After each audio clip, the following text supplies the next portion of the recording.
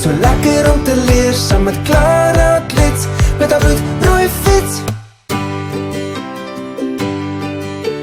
Klara, Klets, met haar bloedrooi fiets.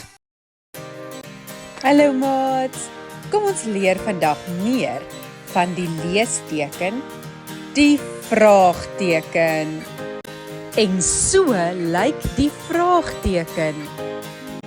Die vraagteken word gebruik presies soos wat die naam daarvan sê, wanneer 'n vraag gevra word. Ons gebruik die vraagteken aan die einde van 'n sin wat 'n vraag vra.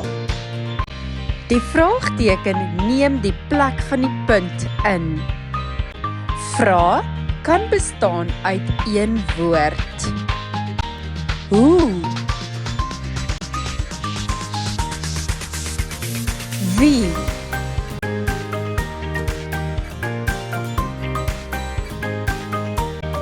Waar?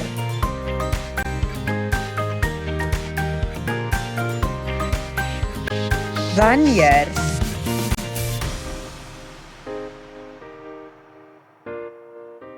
Wat? Hoekom?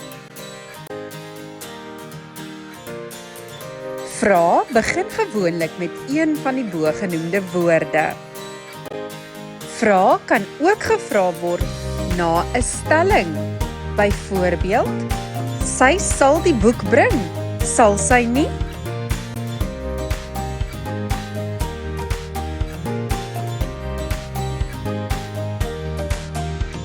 Ek het nooit geweet, dis so lekker om te leer saam met Klara,